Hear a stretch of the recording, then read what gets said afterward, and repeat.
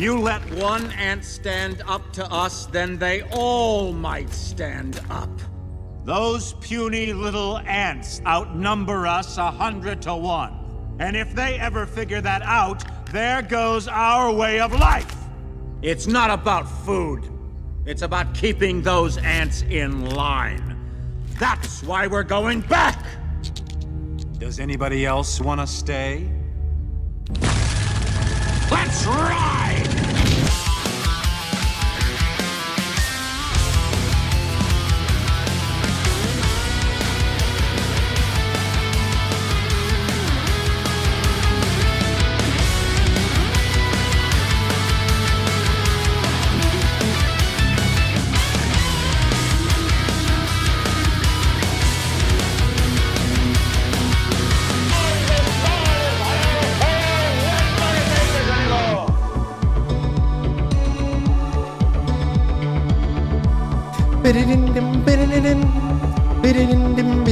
Hello.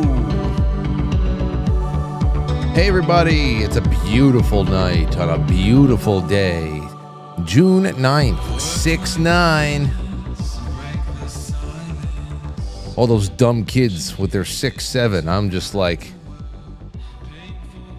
give me a 6-9. A couple days later. Anyway, it's 7 o'clock over here on the East Coast. And I've got a great show for you tonight. Is she going to come on the show? Is she not going to come on the show? Megan Fox is going to pop in a couple of minutes for only a few minutes because I just wanted to do an update with her on the Lego thing so that it doesn't get too far out of the way.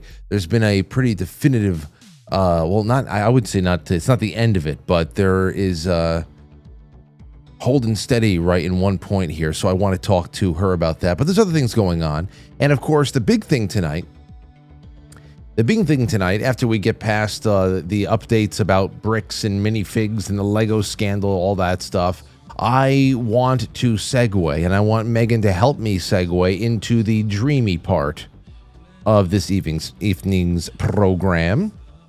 And I have a pair of articles about the dream world. About daydreams in particular. That's one I'll save for the second half, I think. But the first one is a coma dream. And we've done stories. I don't know what the hell. What was the episode years ago? Was it called Coma Revelations or something like that? About things that you learned. If we had anybody out there, I forgot who we spoke to. There was a couple people in the audience, and I had a thread about it too. About people who were in a coma because of some kind of a traumatic injury, or if it was a medically induced coma, something like that, where it's not just a normal sleep. What was going on inside of there? Did you take anything back with you into the normal world, the world that we're in right now?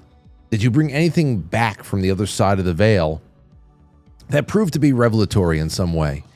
Well, there is one story in particular that I've been sitting on for a couple of weeks that I found. I just thought it was so intriguing and really kind of like heart tugging too, and I want to bring that up. And I think that Megan will have.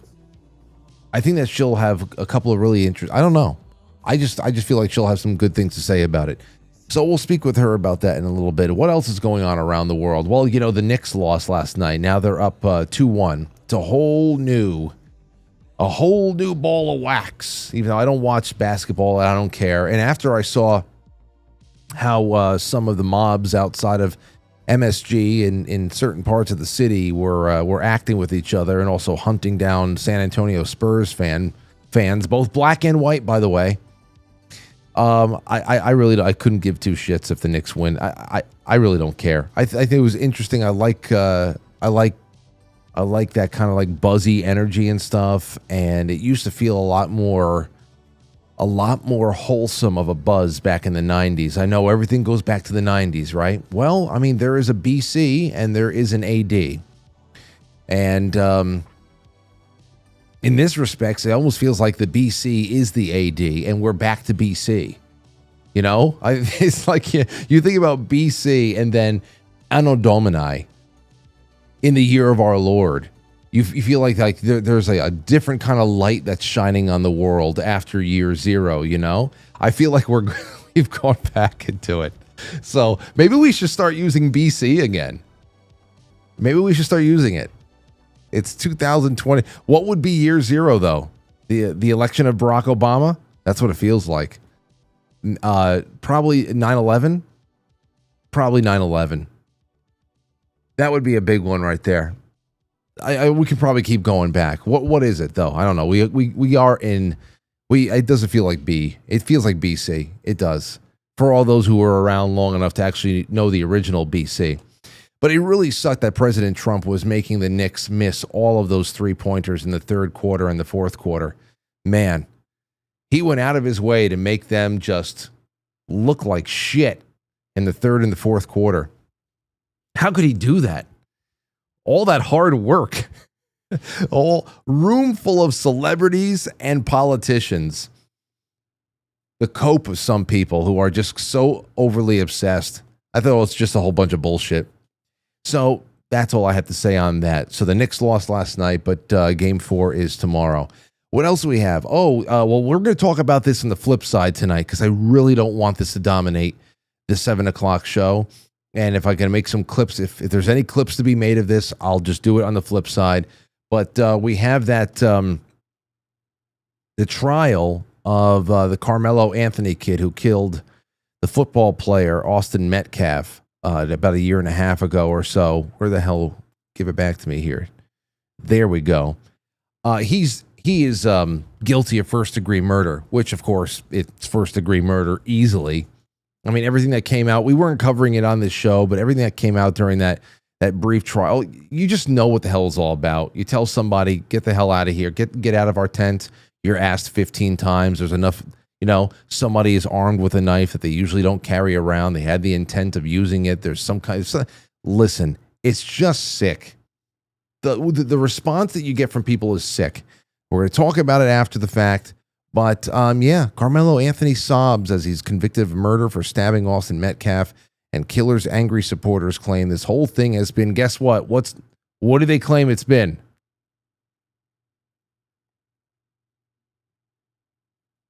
What do you think they claim it's been? Oh, gosh. It's like a disability. It's a big-time disability. When I see headlines about like that UPS driver that kidnapped the 7-year-old girl and killed her. He was a white guy. I see anybody, it doesn't matter. If I see an animal, if I see a killer, I want them thrown. I would throw the switch for, it doesn't matter. See, that's just the whole thing. I feel like some people out there, and a lot of it is political. This is not totally political. It's like it's definitely a tribal thing, no doubt about it. I guess you can say there's tribal politics, but damn, man, how the fuck can you continue to go out of your way, trip over yourself to defend the worst of your lot? How can you go over your? And I know it's not everybody, but I know there's plenty of moral black Americans in this country. I know many moral black Americans in this country who would see this and say, separate this person from society and get them the hell out of our sight as soon as possible. I just wish that those voices were amplified a little bit more. Everybody shows up for the feedings outside of the courthouses when people are saying absolute shit. Here it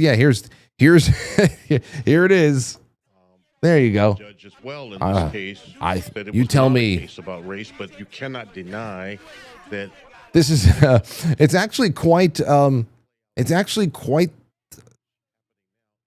an encapsulating picture right there.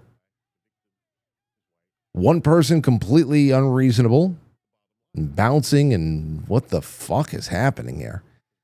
And there's the guy dressed in the American flag who's just kind of like, well, this is my life. And for the time being, I just have to put up with this. So I don't know. We're going to talk about that in the flip side tonight. Don't want it to take up too much time here today. because everybody will be taking their turn swinging at that for a little while, and we don't have to go too crazy with it. But here's what we're going to do. We're going to bring on a friend who I didn't even think I was going to speak to today, so this is very exciting. And she's on for a little while because I have a couple things I want to do with her. She's Megan Fox, investigative journalist. It's so good to have you here, Megan. Thank you for having me. Yeah, I didn't think I'd be here either. Baseball got canceled, though, at the last minute because of thunderstorms. So yay for thunderstorms in New York, I guess. I keep forgetting that you have different weather than we do down here because we're separated by hours. Oh, yeah. A lot of hours. So, yes. Quite a few. Yeah, there was some crazy storms that just came in out of nowhere. It was a beautiful 90-degree day, and then all of a sudden, thunderstorms. So the games all got canceled, and here I am. Well, I got to tell you something.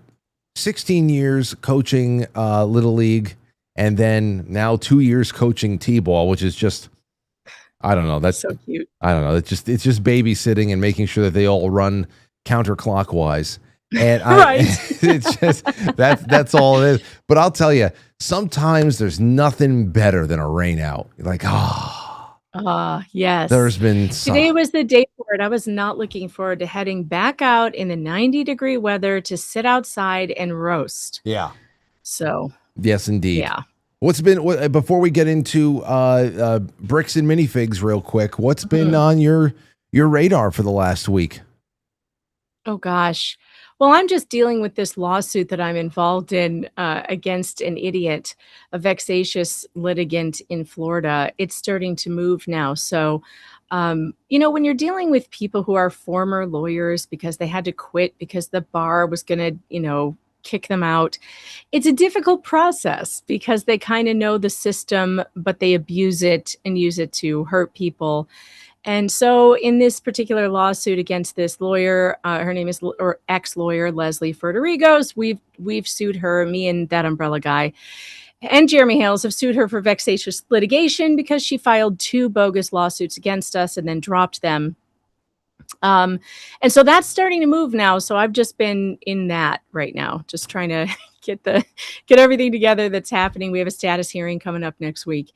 We'll see what happens. Well, but I hope the state of Florida will label this person a vexatious litigant because she's done this to so many people. So she's the Laura Owens of yes of vexatious litigation. Why do I find these people? I don't know how I find them or they find me. I don't know. But yes, there's so much Laura about her. It's kind of uncanny. Like moth to a flame. Okay. Yeah, I'm a weirdo magnet. That's all there is to it. Well, here you go. Let's get on to something else that's been very weird. Now, as soon as you got off with me and the show last week, and we were talking about the Lego conspiracy, the next day or so is when the body cam footage came out of the police officers talking with this CEO of Bricks and Minifigs. And I just want to play a second of it because I want to play today's release from Reckless Ben, which is only a minute and a half long. I want to hear your thoughts, and then I want to introduce a second topic to you. Sure. Here you go. This is the first one, just a little bit of this body cam footage. Let me get you up on the screen with me. Here we go.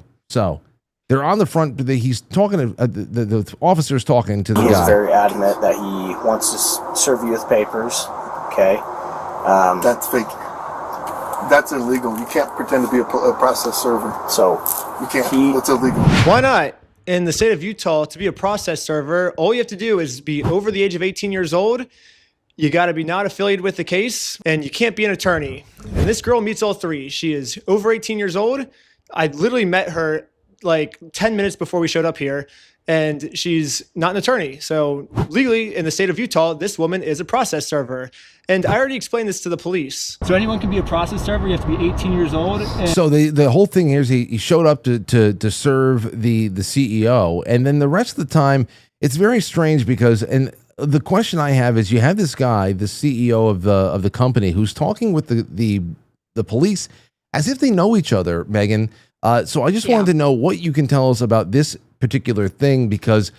All I kept thinking was, is there a prior relationship between the served and the police? Because they almost seem like they're game planning together on how to handle the vexatious guy in the car. So you're always going to have a collusion between small town police and their residents against outsiders. That's always going to happen. Especially they view Reckless Ben and his friends as kids. They view them as punks. And you can tell in the way they talk about them when they describe them. He looks like he's maybe 17. These police don't have any respect for kids this age, first of all. Secondly, the taxpayers who pay their salaries, those are the ones that they're paid to protect. And so I think it's reasonable, or maybe not reasonable, but it's likely, let's use that word. It's likely that the police are going to be biased towards their own constituents, period. However, I don't think that is a reasonable thing to do. I think the police ought to be unbiased if possible, and they certainly weren't in this case, not at all.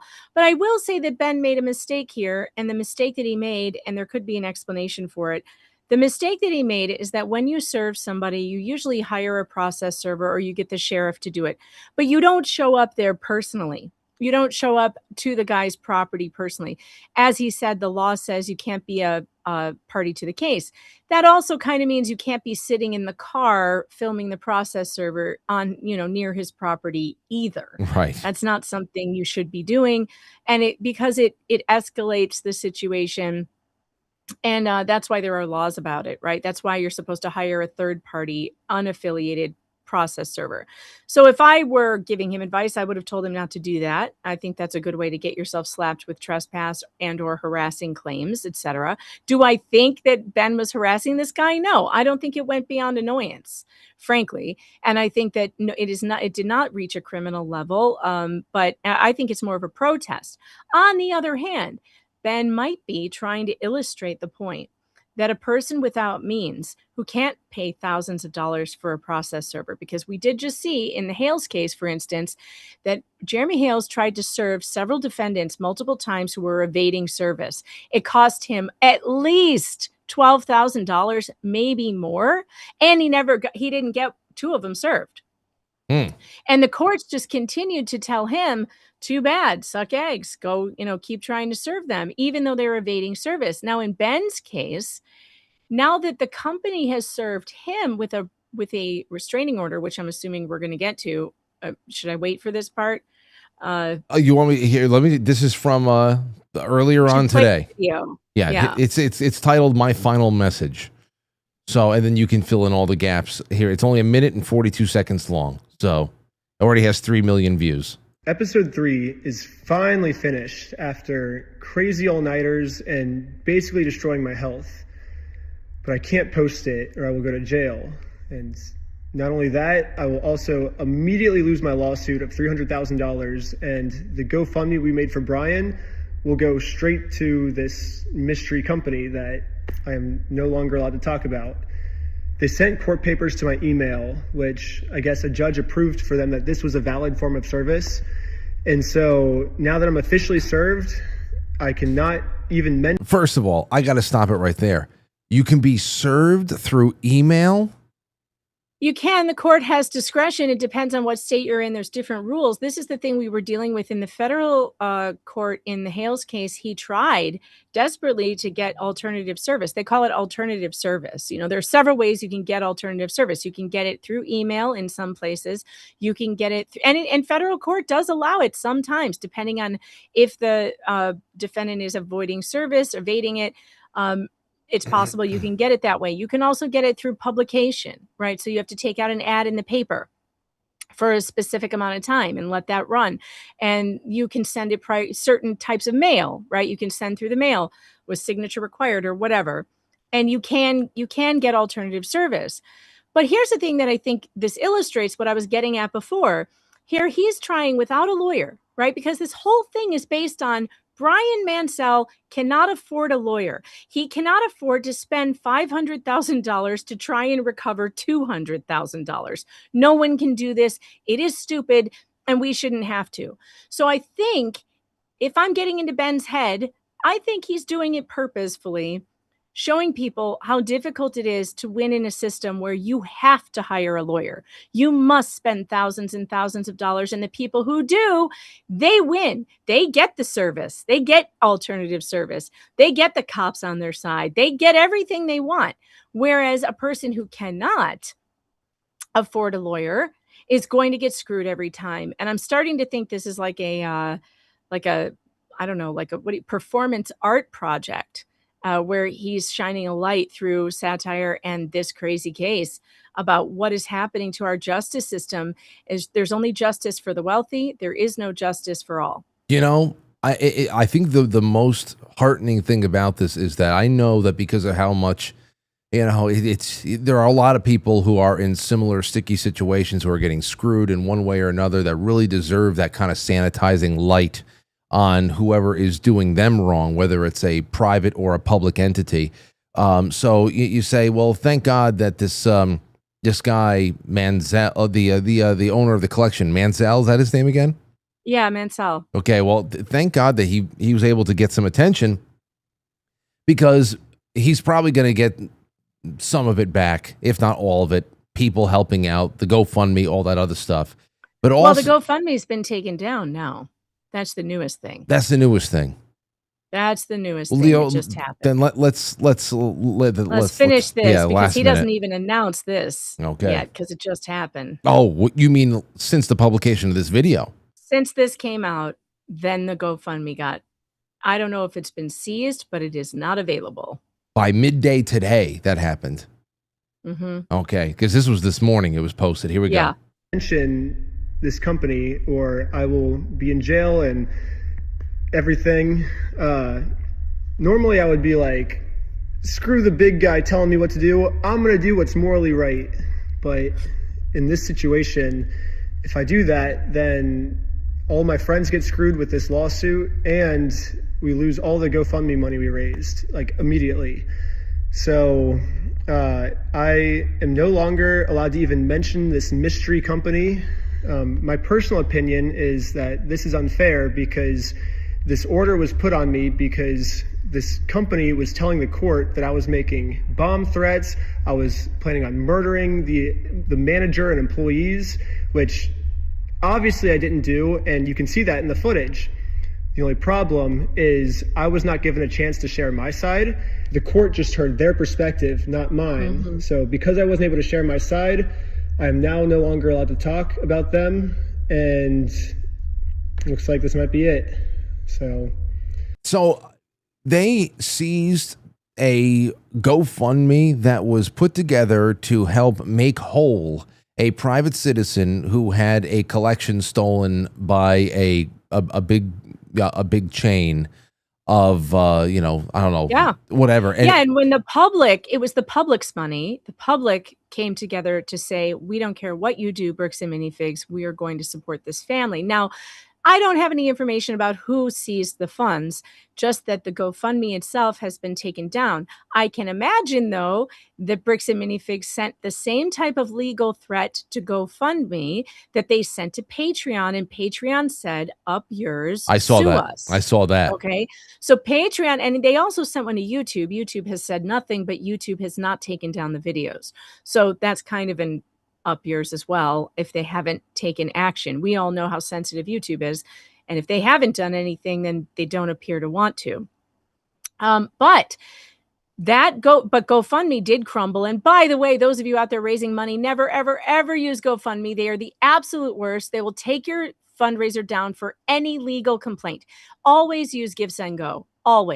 Always use Give, Send, Go. It also costs you a lot less money, and they're good people who will also pray for you if you want them to. So you always use Give, Send, Go. But anyway, that's my commercial for them. The GoFundMe has been, it's taken down. You can't give anymore. You can't see how much was there. And I'm sure that BAM is going to be listing that GoFundMe as part of their damages and what they want. So they're probably trying to put a freeze on it of some kind. However, I will say that Ben is wrong about one thing. And he's wrong about the fact that he is thinking that this order restricts him from speaking about this company. That order, any order that puts a prior restraint on speech, is by definition unconstitutional. This is why we've been screaming at Ben, you need a lawyer. You have to get one. I understand if this is some kind of, it's some kind of performance art, like I said, to show people how screwed you are if you don't have money in this country. I get that. But also, in this case, Ben, you're going to lose everything if you don't get a civil rights attorney to remove this to a federal court and get that order and shove it up that judge's ass, because that judge just wrote an unconstitutional order. He could write, you have to stay away from the house. You can't make any phone calls to him. All that stuff, that's fine. He cannot write that you cannot talk about this company. You cannot tell what I have done as a judge. You can't say that.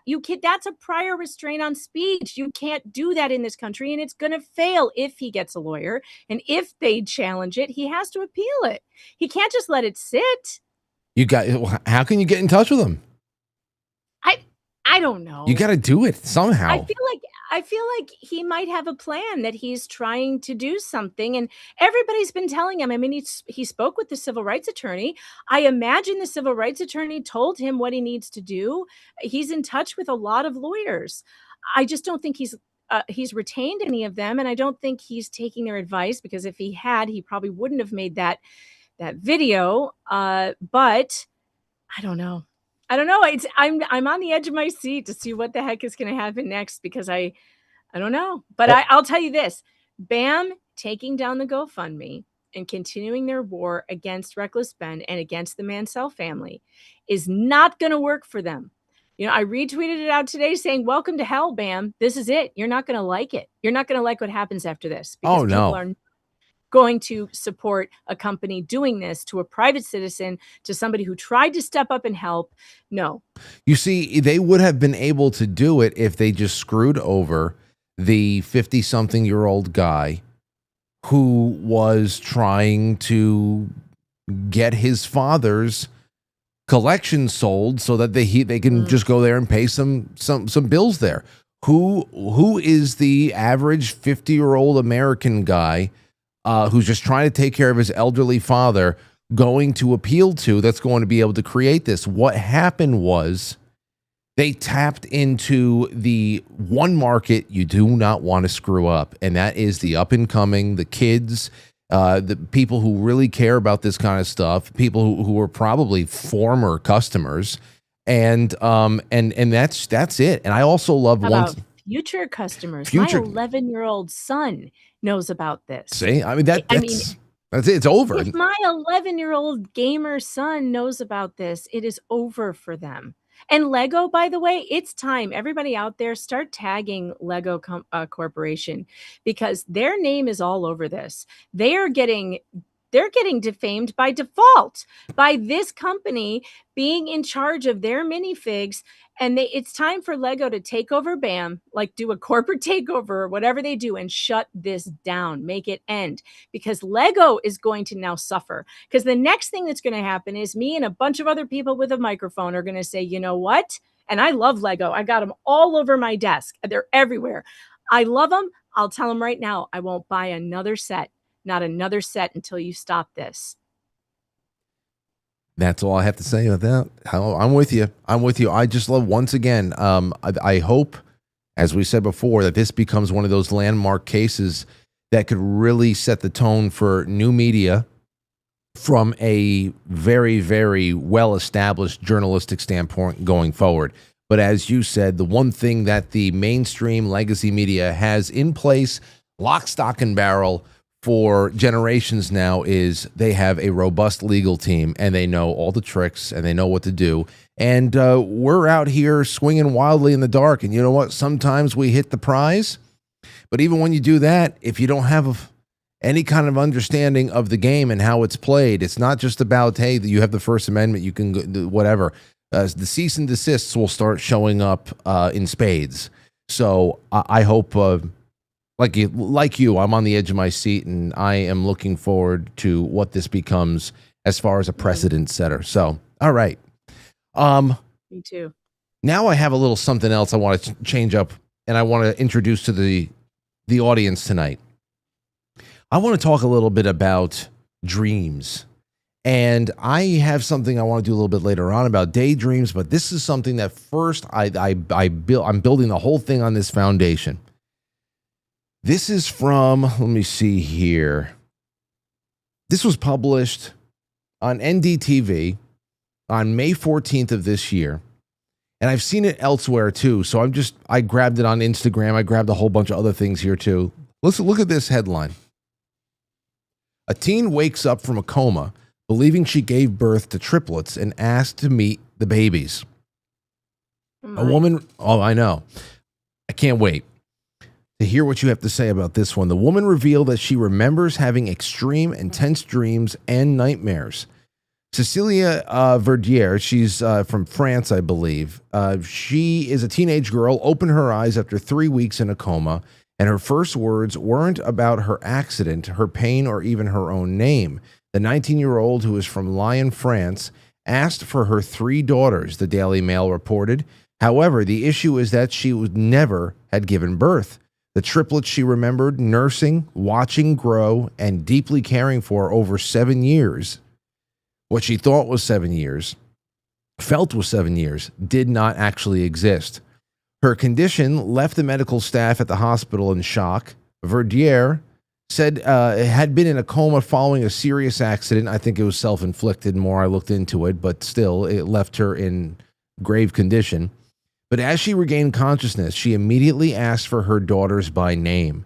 She even became distressed when they weren't brought to her bedside. Doctors confirmed she had never been pregnant. The 7 years of motherhood she remembered were entirely constructed by her brain while she was unconscious. She told the outlet that she was put into a medically induced coma for 3 weeks after she made a serious suicide attempt by taking a large amount of medication in June of 2025. She remembers having extreme, intense dreams and nightmares, and during that time, quote, I could feel so many things. When I dreamt about giving birth, I felt the stress. I also felt a lot of pain, as she said. She also said, in this dream, I gave birth to triplets, which I named Mila, Miles, and Maylee. And Maylee died shortly after birth. I felt so awful, overwhelmed with sadness and guilt. According to the report, she even remembered the first skin-to-skin contact with the babies and called it incredible. Quote, I felt an overwhelming wave of love, she added. Not just birth. She also remembered life after that. As she said, quote, I remember walks, meals we shared together, and bedtime stories. I still miss my daughters. That's when they told me they didn't exist, and it was a shock. She said, to the outlet, I was so convinced it was real that the first time I saw my parents again, I told them they were grandparents. She said she feels the pain even after a year. Quote, now I feel very disconnected from others. I still miss my daughters today. I lived as a mother, even if it was just a dream. With everything I felt and experienced, I will always be their mother. It was my only reality for a while. Neurologists, in closing, say coma dreams are not uncommon, especially after traumatic brain injury. Patients in comas don't usually experience blackness or sleep. Many report vivid, detailed dreams that feel completely real, while others wake with no memory at all. Now. It's crazy. I mean. It's wild. But there's somebody in the chat who says this happened to his brother. This is what I want to hear. Whoever's in the chat. I gave my brother mushrooms one time. He fell and hit his head, seized for like 10 seconds, and then woke up. Afterwards, he said he lived 60 years of life while he was knocked out. Crazy. I better get those calls later on. When Megan leaves, we're going to be having open lines. And that's what I want to know. I want to know, have you or someone you know ever had a dream that felt so real you woke up convinced it actually happened? And if so, what was it? Now, this is a whole other thing here. Coma, it's a whole other thing than just going to sleep at night, even though obviously you're unconscious, you're somewhere else. But I mean, I think about The Sopranos season 6, the Kevin Finnerty episodes when Tony is in, he had been shot and now he's just away somewhere else.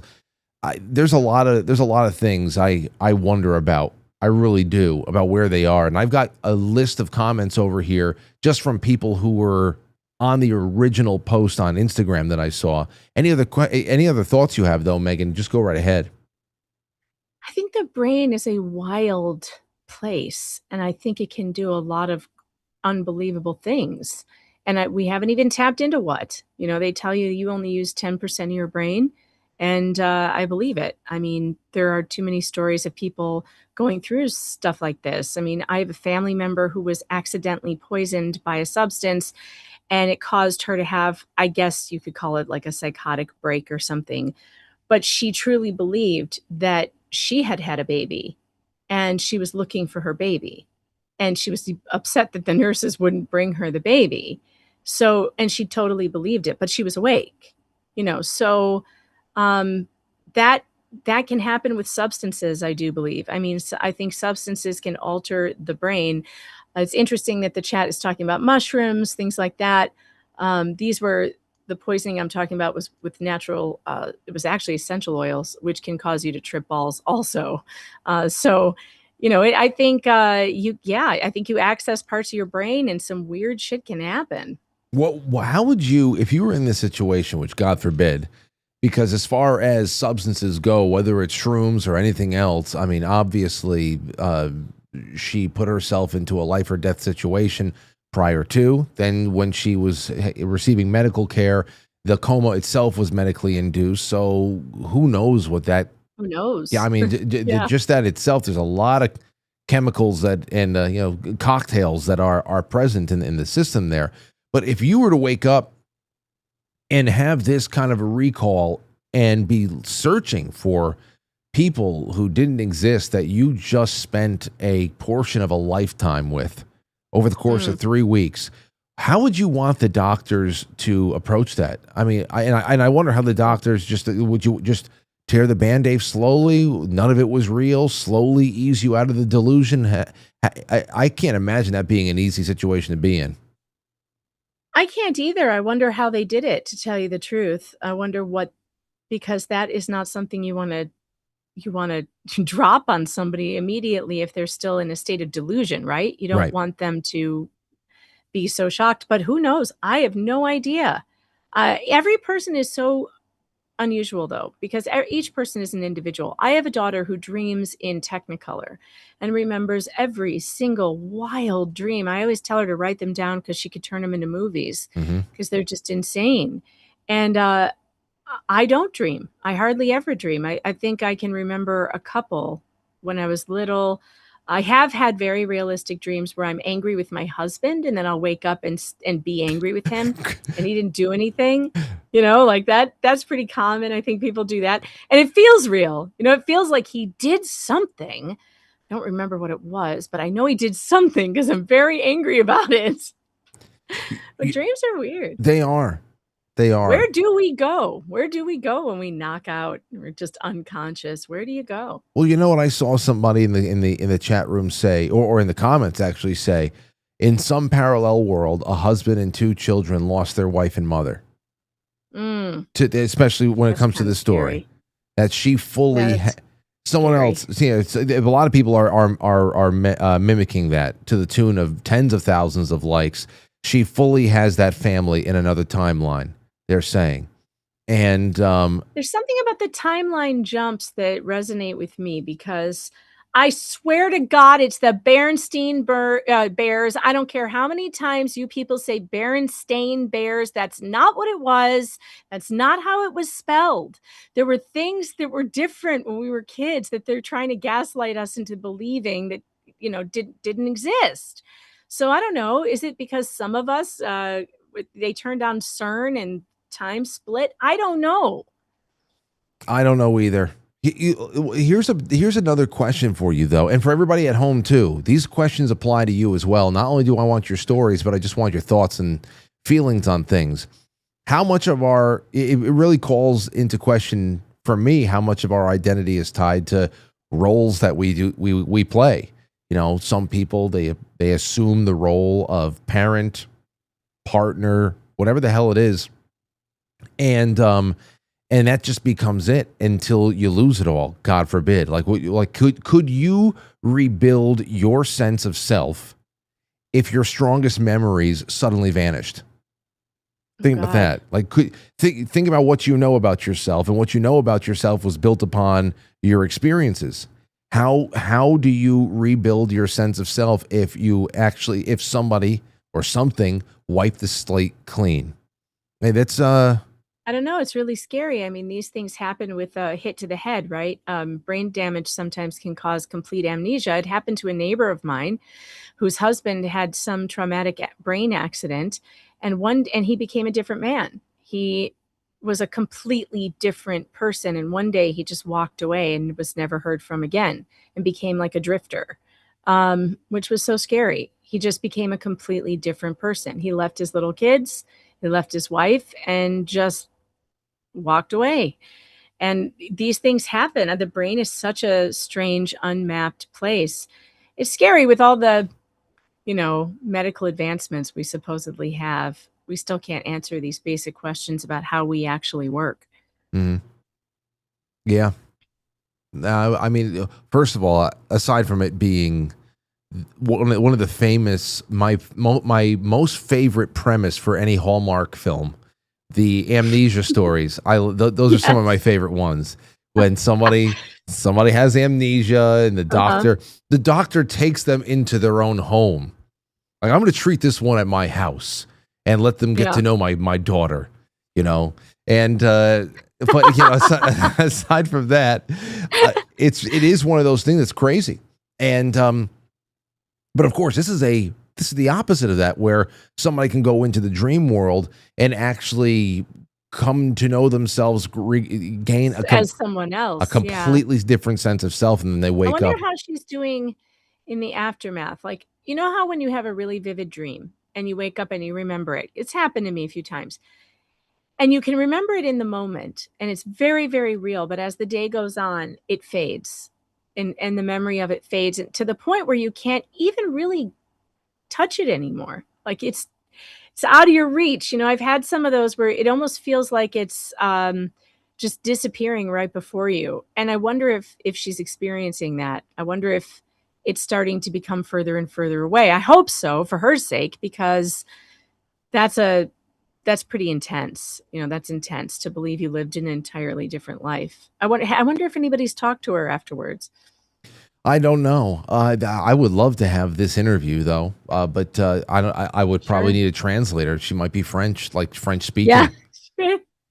Everything about. Yeah, but it would be interesting, wouldn't it? I mean, I feel like if you were in a coma for that long, I mean, the trauma and everything is so real that maybe that adds to the realness of whatever was going on in the brain when you were unconscious, and perhaps through rehabilitation or whatever, it could start fading. Who knows? I hope.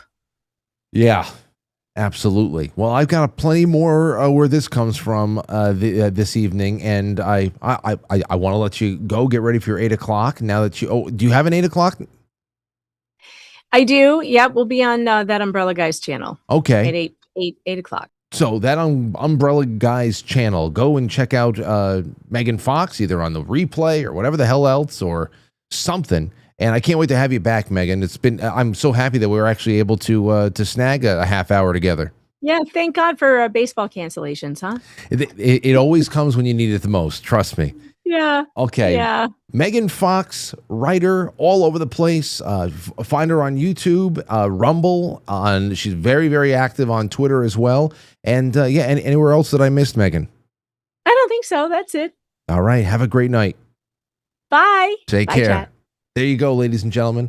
I'll be clipping that one there too, because we need a little bit of an update on all those things. But this one, I'm going to read you some more of what people are saying.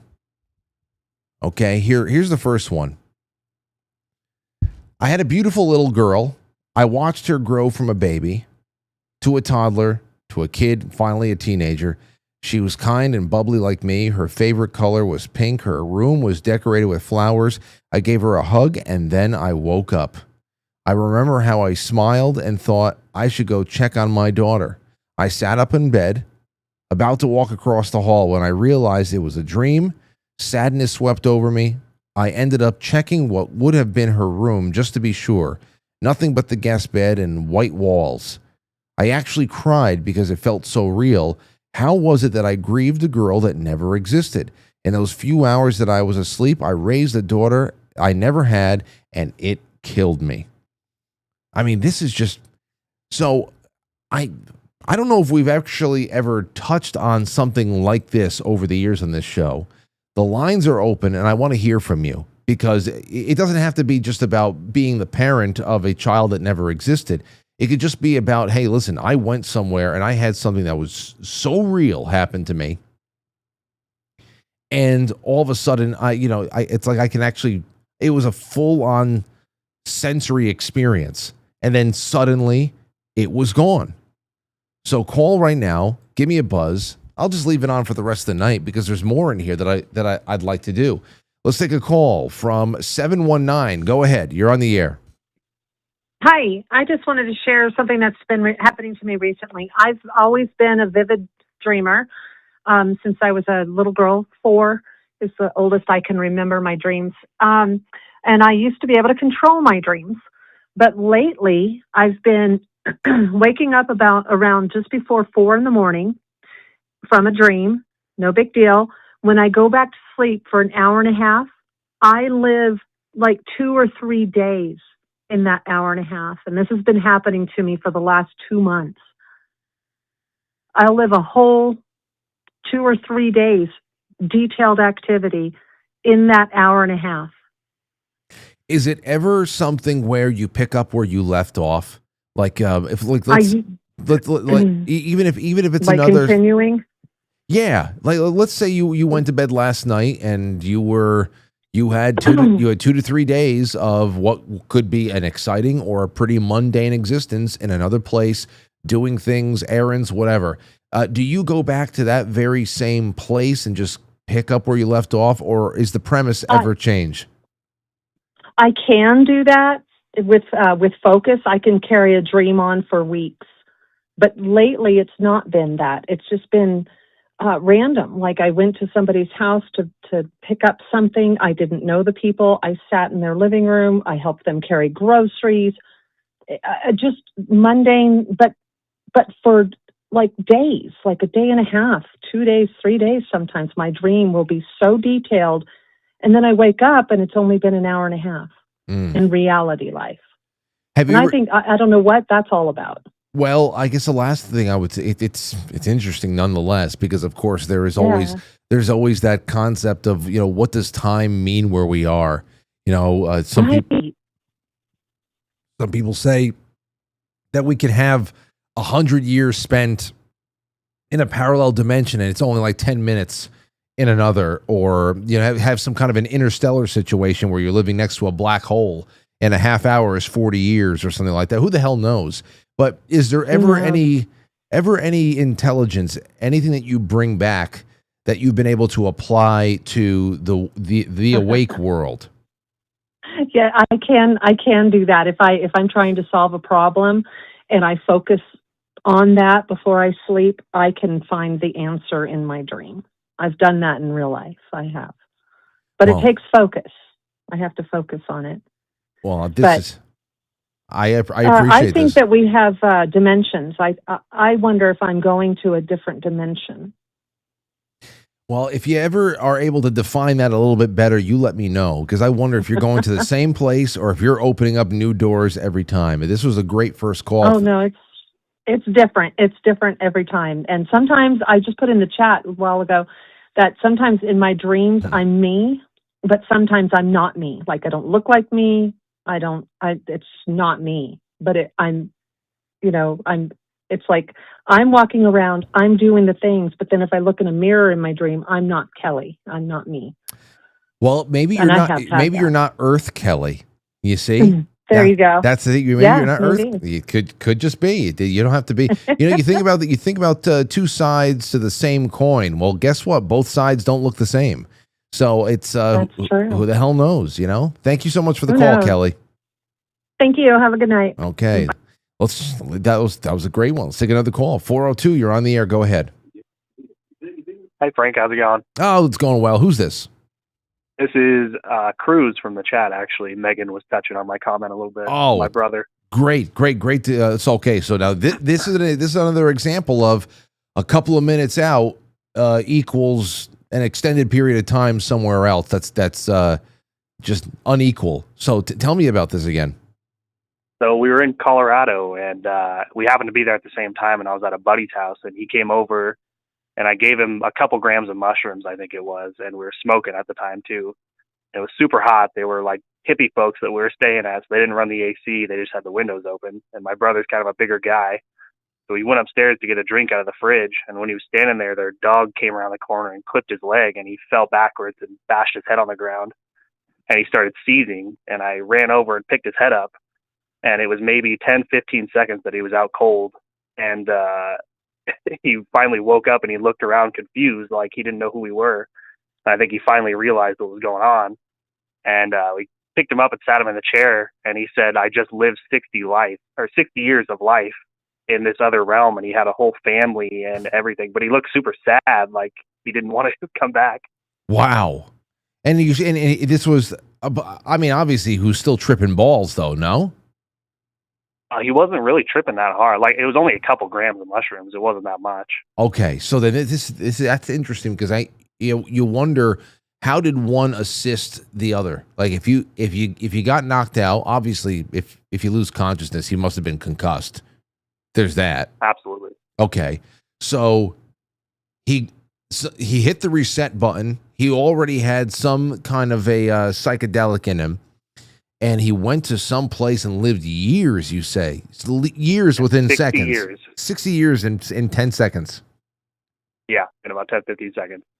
Does he still remember anything about those years these days? If you talk to him about it, or are you the only person who really, just because of the trauma he went through, are you the person who has the most vivid memory of the entire ordeal? There were a couple of us there, but he doesn't really like to talk about it. It's almost like a PTSD type thing for him. Why? But does he tell you why?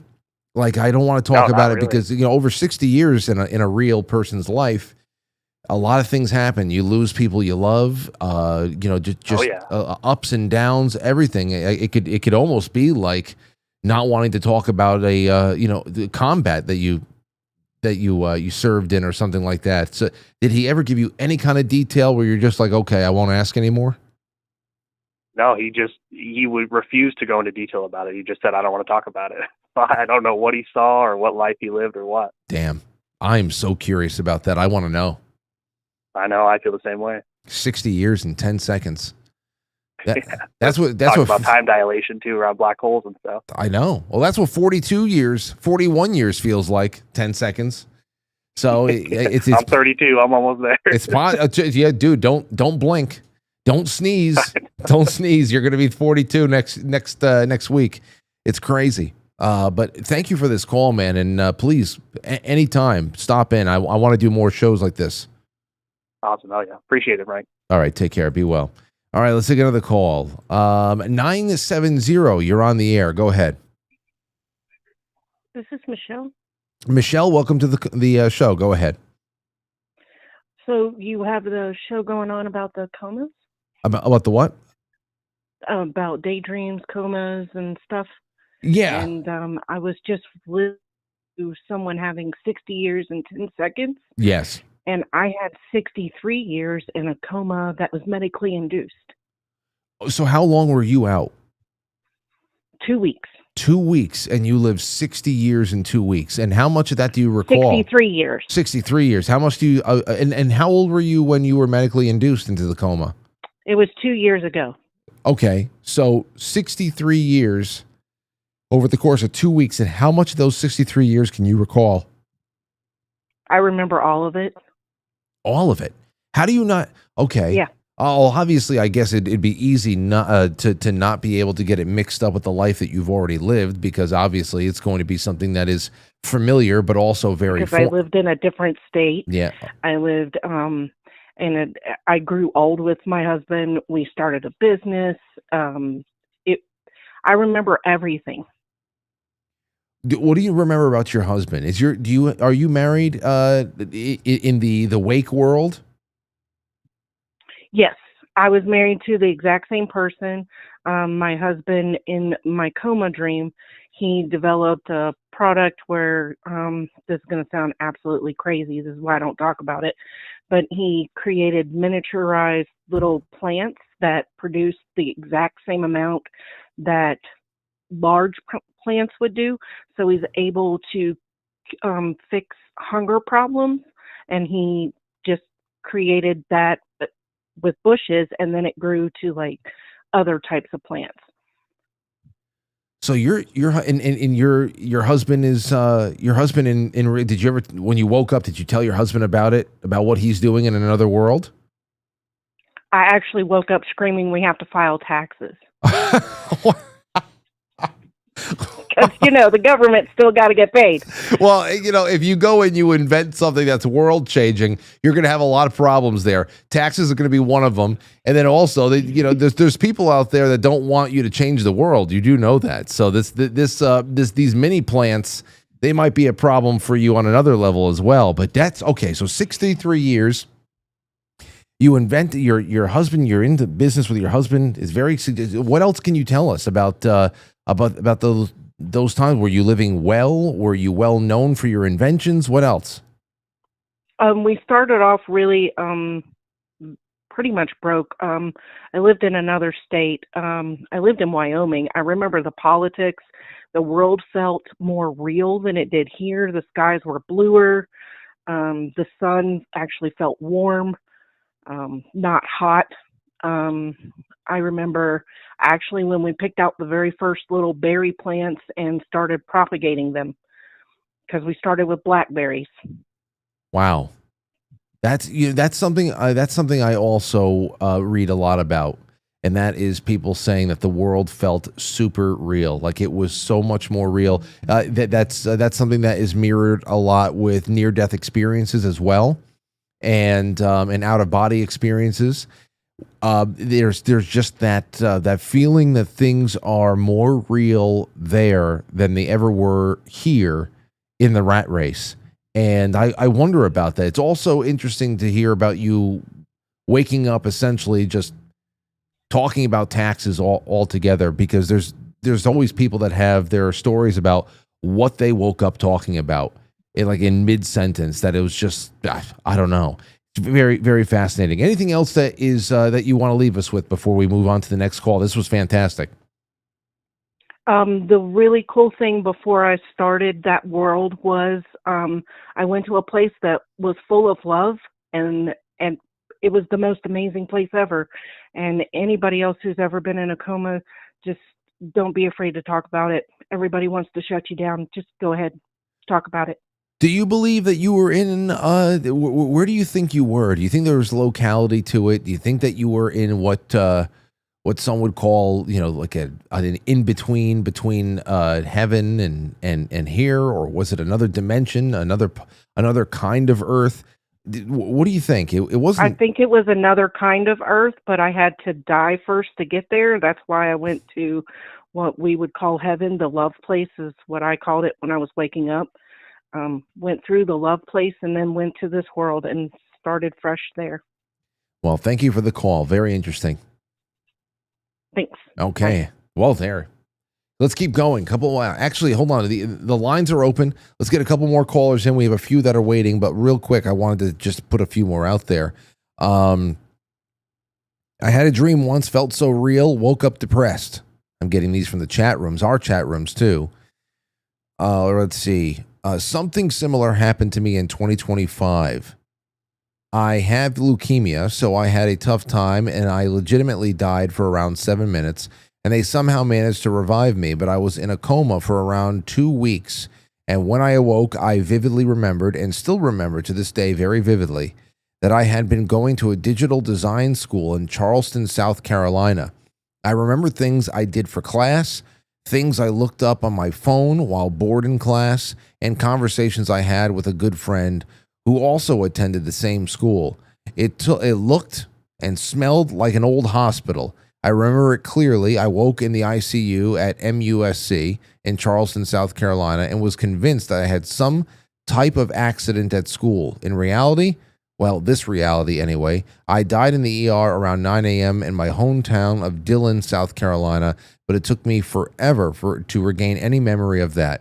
The real kicker is that out of curiosity, I looked up schools in Charleston, South Carolina, and I found the exact school I attended in my dreams. It's the Clemson School of Design. My doctor said I was living in a hallucinatory state during my coma, but I don't buy it. It was far too real. Well, damn. 575, you're on the air. What do you have for us? Oh, hi, Frank. Hello, who's this? This is Blue Indian Now. Okay. Yeah, calling from New Mexico. It's good to have you on. Yeah, I'm recent subscriber since December, and I try to support every night with a red pill and a comment and in the chat room and so forth. Thank you so much. Yeah, you're welcome. Especially put a cookie in tonight for the coconut fund. Oh. Yeah. Thank you so much. I love that, man. I love that. I got 3 grandkids. You're going to find out how great it's going to be. I know you already know, but it's wonderful. I'm on pins and needles. I really cannot wait. I feel like we are like 1 or 2 days away from being able to actually physically feel the baby kicking from the outside. Yeah, that's awesome. Yeah, Lauren keeps saying, "Do you feel that? You feel that?" You know, like me and Aurora are just like, you know, like feeling her stomach and just trying to, no. She's like, "You feel that?" Like, no, not yet. So I feel like we're this close. She's getting stronger. Anyway. Oh, that's great. I'm congratulations, brother. Thank you for your support. Have a wonderful family. I watched this stuff from this weekend and all that. It's just, I like to see Aurora sometimes in the mornings when you do the morning shows. Yeah, she's always a treat. Cute. So very cute. So what do you have for me on the topic tonight? Well, I'm just a vivid dreamer. You know, I don't have anything special. I guess everybody dreams a bunch of crazy stuff or stuff that you just, you know, it kind of doesn't make sense or does make sense, and then, you know, they're just all different. But it's every night I have it, and I've gotten better. I tell you, if you wake up first thing and write it down, you'll start to get better dream memory. That's been my experience. But no, I don't have anything really special. They're just, a lot of times it's just crazy stuff. Well, you know what? Understand. I'm happy you called in either way, because it's always good to have somebody call in and say hi. And I agree with you, or at least I've been told many times. And thank you so much, sir, for calling. That writing things down actually helps create a little bit more recall, and it actually it gets you into the groove of, you know, waking up when there's still time to record it. I don't know. I guess I got to try it. I got to do something, because it's not for lack of dreams. I dream every night. I wish I can catch it all. And some kind of a dream catcher. Anyway, let's take another call, shall we? 615, you're on the air. Go ahead. Oh, hold on. I gotta pause you. No problem. This is Smalls. I've called in before. Okay. About the dreams. I have had dreams that you can write horror stories about. I had a dream at 6 years old that I had no business having, especially not having a TV. But the ones that get me are lately, I feel like it's almost like AI. Because when it comes to numbers and letters, they're all jumbled. I can't read anything. It's really odd. It's like I try to read something in my dream and I can't read it. Fingers and toes are all screwy. It's just weird. Well, that's the only way I can explain it. If you remember our talks on Halloween about OBEs, about the different levels of what's going on once you leave your body, or you're in some kind of a lucid state. The first thing that starts to leave is complete familiarity with everything that we know as on this physical realm, this physical plane, where stop signs and things that you see every day that you can, like the back of your hand, you actually can't recall anymore. It's almost like, what the hell? How was it put to me with Dr. Albert Taylor? When Dr. Albert Taylor was talking about the different levels that you climb in the spirit spirit world as you're leaving this one. He was describing how every step away from here that you get, the less you are invested in what is identifiably here, human on Earth, and that you start not only losing interest in human things, you also start losing the ability to read English posted on signs. It actually starts looking a little bit more like Chinese characters and Right. Yeah. So whether or not that is just for dreams in particular, and if that tells you once again, if that suggests that the dream world is somewhere other than what's being generated inside of your own brain, I don't know. But it sounds very familiar to what he was describing all those times he's been on. Okay, and then when I do realize, there are times that I know that I'm in a dream, and I excuse me, I've learned that if I'm underwater, somebody was trying to drown me in a dream, and I figured out I could breathe. I've learned how to fly, but only when I realize that I'm in a dream do I realize that I can do whatever I want. Well, I appreciate that, Kelly, and thank you for the call. I also want to just tell everybody, just also to get people back on track with a couple other things there too. The question I asked Megan is still something I want to hear from you guys. With so much of our identity, what we know about ourselves based on our lives here, is tied to our roles, the roles that we play, the skills that we pick up, the jobs that we take on, our vocations, passions that we find along the way, becoming parents, becoming aunts and uncles, whatever the hell it is. Could you rebuild your sense of self if your strongest memories suddenly vanished? And that's something where the slate was blank upon your birth. And I know that there's people have had the reset button. How many times has a life been brought back to the beginning? Maybe sometimes you lose a business or you lose a career, and you get fired from somewhere. You don't lose the memory of ever having that job, though. If you were a multimillionaire who lost it all betting the wrong way in the stock market or during a crash or something like that, you don't lose the memory of having so much more than you do now that you're destitute. And you perhaps still have some of the ideas of how you can rebuild yourself and get back on your feet. We're talking about like a real wiping of the slate. And for this one girl, you can say, well, listen, she just got to deal with it. She was in a coma. It's dream. It's everything. It's just, well, you know what? Whether it is 100% can be confirmed a dream or 100% was a life she was living in another place that has now lost a mother. And now she's back over here without her kids and her husband. This is obviously something that she's contending with, that she's actually in active mourning over. Perhaps it's just something, an illusion that was dangled in front. You see something that you want so badly. And perhaps, you know what? Maybe she'll actually get it. She's a teenager. Hopefully she gets back on her feet. She gets all the help that she needs. Maybe she finds that wonderful non-migrant Frenchman and is able to have children. And what if she has triplets? She already knows the names. You never know. You never know, but that just adds to the weirdness of the whole thing. Please like and subscribe, and make sure the notifications are wherever you are, because we're trying to build up a little bit more contact with people, and we are just fighting tooth and nail to get this stuff going back in the right direction everywhere. All right, Julio, are you there? Julio, you hear me? Yes. Hello. Hey, you guys who just jumped in through the international line on Discord. I want to take more Discord calls as well. On the international line, we have Julio and Selmo.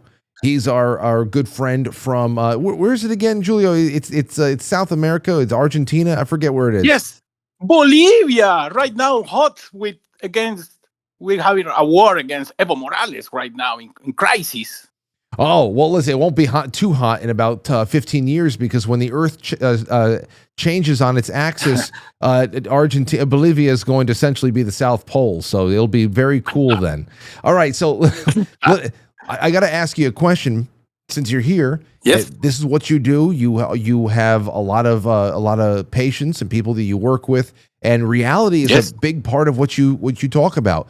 What can you tell us about the dream world from the angle that we are covering it tonight? The coma, the living of lives in other places. Go ahead. Basically, the dreams are the according to general psychology, is the most pure expression of our unconscious mind, right?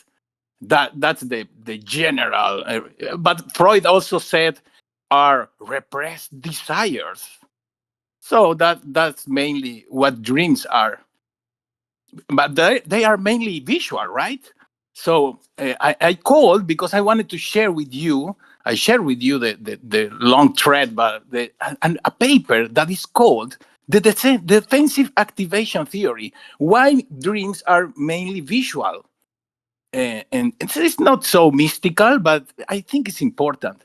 So Freud and the classical psychology before neuroscience said what we said right now, right?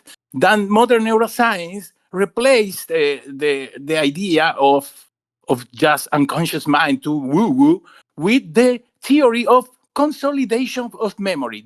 When we dream, we are consolidating memory from the day. So consolidation of memory. You talked about memory in very interesting way, so we can go there as well, but maybe not today, I don't know. So that's the classical neuroscientific explanation of why we dream, but that doesn't explain why it's visual. So we have a new theory a couple of years ago by a man named Eagleman from a lab in Stanford that made a paper that is called the defensive activation theory. And since Eagleman started from the fact, almost nobody outside neuroscience knows the brain is territorial, he says. What is that? Why we dream? Because every region holds its thought through constant electrical activity. So there are regions of electrical activity in the brain, and they, if they find a region that is not working, they take it. The moment a region goes quiet, its neighbors start invading. That makes sense? It does. The one thing you're talking about, though, with visual, I want to add something else to this because I just think, I am not afraid of going to the woo-woo parts of the discussion. And I wonder because what this particular story has brought up with people in the comments in our chat rooms tonight is that it was a full-on sensory experience. It wasn't just seeing, it was feeling the pains of childbirth. It was feeling the elation of having skin-to-skin contact with a child that you just brought into the world. It was, and then of course the depression of having it all coming away. I mean, we've all felt that kind of like letdown after having a really good dream and waking up and whatever. We've also all felt the relief of waking up from a really bad dream and realizing that it is not a good thing. But as far as this whole concept of timelines and going to sleep in one world and waking up in the next, have you ever explored that thought, or is it always just localized to here and what our brain is generating? What can I say?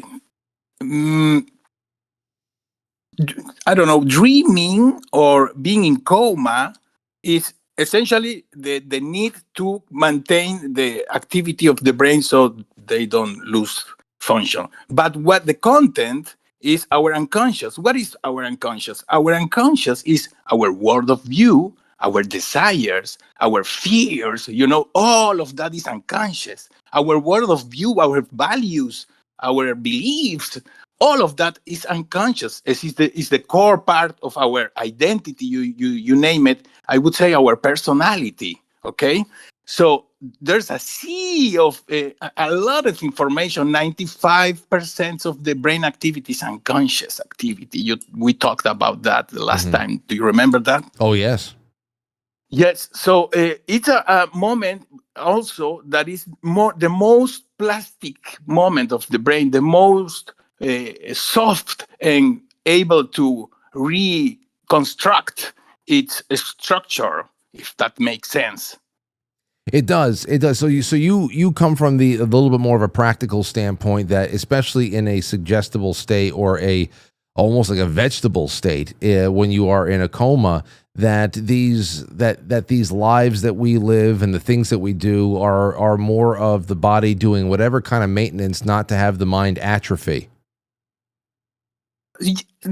Yes, but also we are consolidating our story, our identity, and we are also calculating the future, anticipating. If I have a nightmare, for example, and I had a nightmare before my first teaching course in hypnosis to doctors. No, I was afraid, stressed. So the night before, I started a 3-night workshop with doctors, teaching hypnosis to them. So I have a nightmare. The nightmare was, of course, that they didn't like it. Boo! No, give me my money back. So it was a nightmare. And I started the course. First night, everything was well. Second night, good. Third night, at the end, come the organization, makes the evaluation. No? Every student evaluate my work.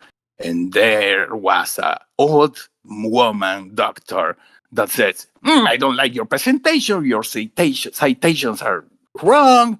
And I, instead of get frozen shock, I was cool because I lived that before, so I was not frozen. That makes sense. And I say to her, so if you don't like it, why are you here 3 nights? And please give the lady the money back. No, and she said, no, please, no, sorry. So that's the 3 functions mainly. I think is dreaming. I do daydreaming as well. Yeah, no? that's Also, sorry. One last thing, sorry. And also is the moment when we can go forward from trauma. It's the best moment to reorganize our neural pathways to get rid of trauma. Sorry, go away. A couple of things. Number one, I hope if I ever do any kind of like, I want to do some directing next one day. I have a lot of things written. If I ever do cartoons, I want you to voice one of the cartoons. Everybody always loves when you call in for any amount of time because you got this great voice, and so that's number one. Number two, what you describe, it's funny because everything you're talking about, testing out, testing results for certain courses of action and how you would respond in favorable conditions or in conditions where you might get rejected by a peer or a business partner or a teacher or something like that. And in almost like these testing and practicing for certain situations and certain outcomes. It's funny because I mean that's mostly what we do when we daydream as well. And it's just another example of how daydreaming and sleeping at night are very similar things, but just with a little bit less focus because our eyes are closed. But I think that it leaves a little bit more of a question as to what that added layer of, like lucidity or maybe leaving the body is all about. When people, I like it. Yeah. I have some information about that.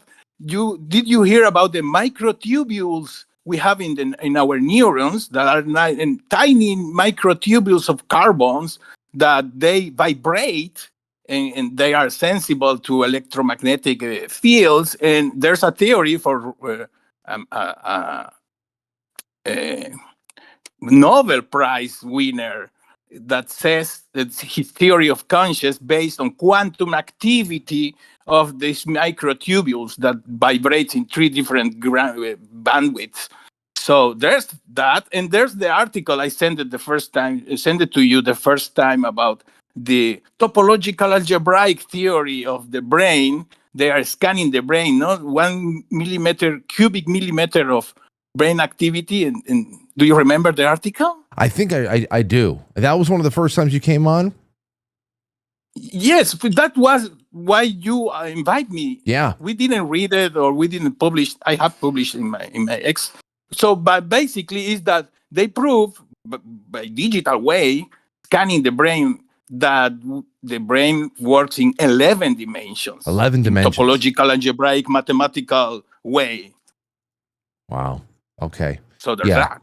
Yeah, it's very good. I've definitely been to at least 5 or 6 of those dimensions just last night. No doubt about it. Okay, Julio. Exactly. Julio, I just for everybody out there, because this is wonderful to get a call, and I have to start looking at the Discord more often.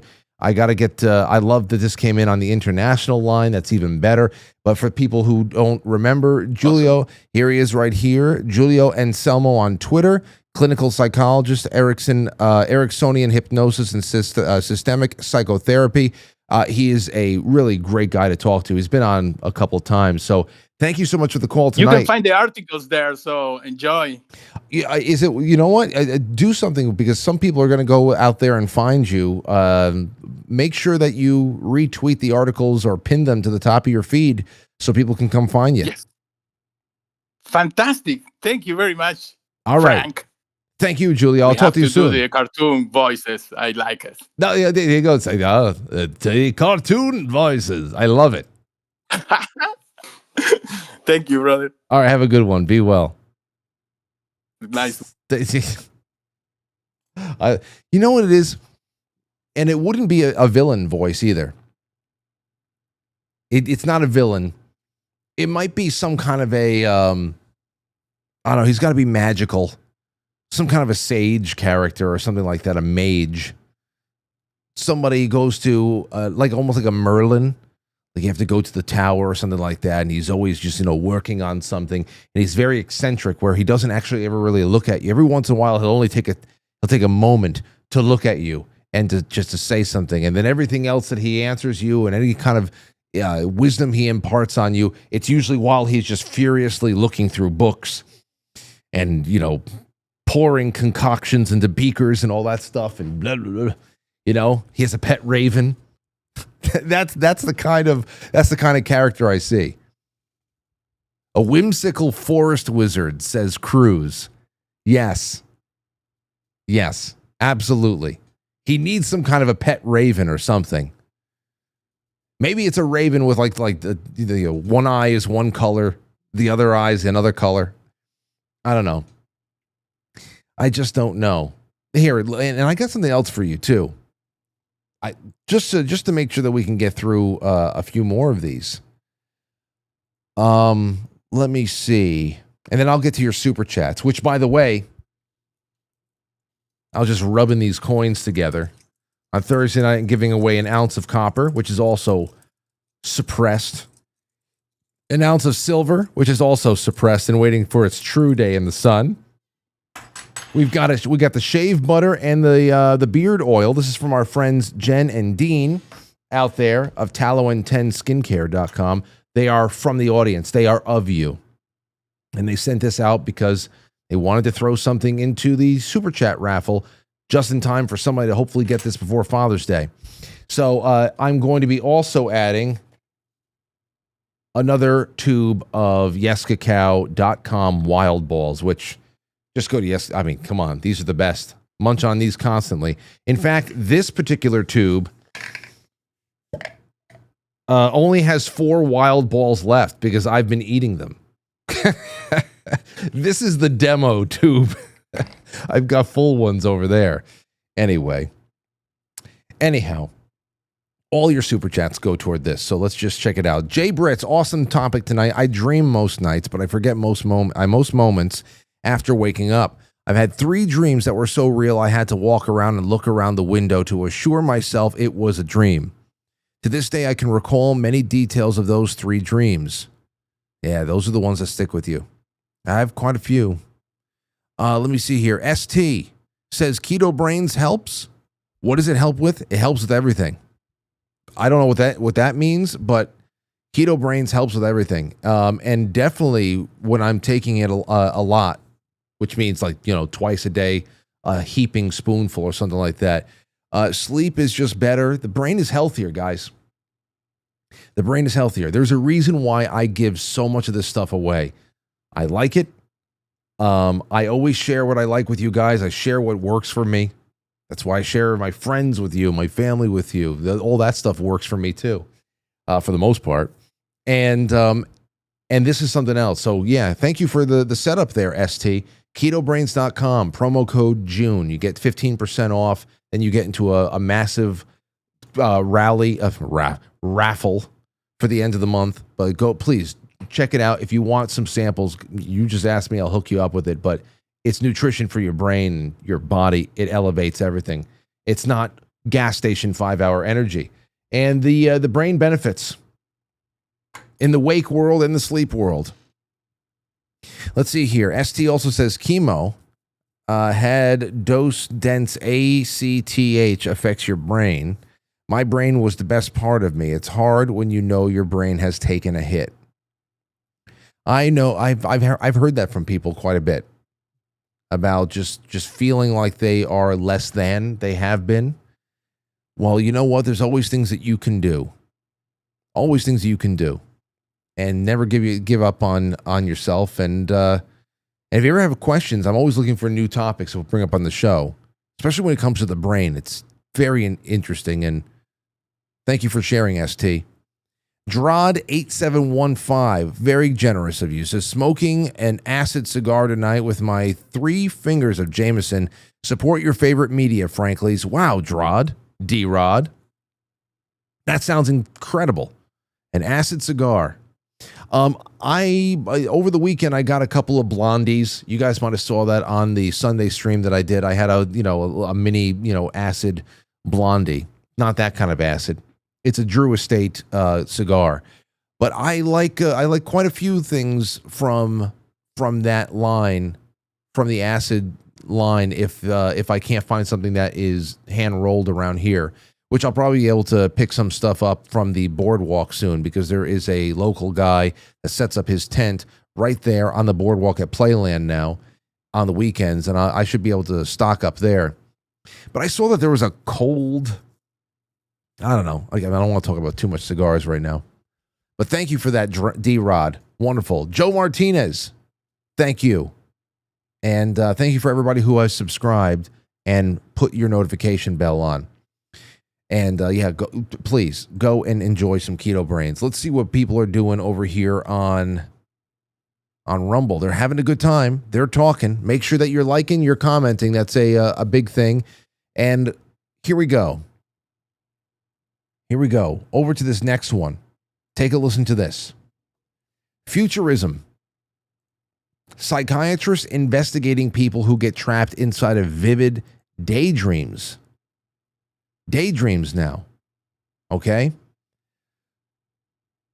Psychiatrists. So here we go. There's nothing inherently wrong with daydreaming. Letting your thoughts wander through imaginary worlds can provide a much-needed distraction from the stresses of life, regulate emotions, foster creativity, or simply ward off boredom. But as the BBC reports, a condition called maladaptive daydreaming can effectively trap certain people inside extensive fantasies for days at a time. It's like that movie Sidekicks with Jonathan Brandis. Doing more harm than good by adding instead of taking away from all that stress. Maladaptive daydreaming, a condition that affects anywhere from 2 to 4% of the adult population, causes distress and it interferes with your ability to function. Psychiatrist and author Colin Ross told the BBC in extreme instances, people can be trapped inside their daydreams for up to 12 hours a day. When they eventually snap out of a daydreaming episode, wait, you're talking about like a cat? Like how Lila disappears underneath the covers for 12 hours and doesn't come out, or cumulative 12 hours? Let's see if we get around to that. These are usually short articles. Maladaptive daydreamers sufferers tend to experience their fantasies as futile and a waste of time. Yet the addictive nature of it means that the cycle continues. It is one that is hard to break. One woman who suffers from the condition told the BBC that she used her daydreams as a safe place where nobody teased me as a child. Another woman described her daydreams as a kind of parallel world that was disruptive enough to interrupt her studies at a young age. The term maladaptive daydreaming was first coined by University of Haifa, Israel, clinical psychology professor Eli Sommer in the early 2000s. It describes a condition that involves spending excessive amounts of time daydreaming, frequently turning the otherwise harmless practice into an unhealthy attempt to cope with pre-existing problems. As a result, some who suffer from the condition withdraw from their social lives and become increasingly isolated, triggering feelings of shame and regret. Okay, well, I don't have this. I get stuck in stares a little bit more these days. I feel like sometimes I just get caught in a fog, and I pull myself out of it. Go, what the hell was that? And sometimes Aurora gets in front of me. She goes, "Dad, you're stuck in a stare." Like I'll just be sitting there, looking out the window, as we're sitting at the kitchen table, just looking out the window, having a coffee.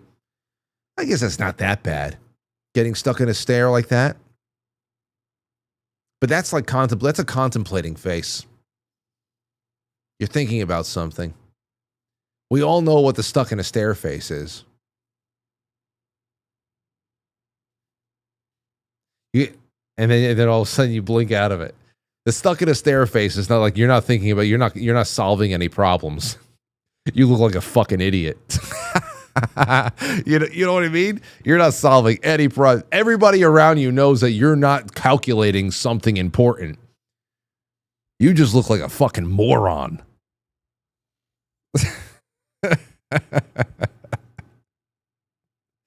Oh my gosh. You know what I mean? Right, chat? Oh man. Okay. Anyway, so there's something else that we have to contend with there.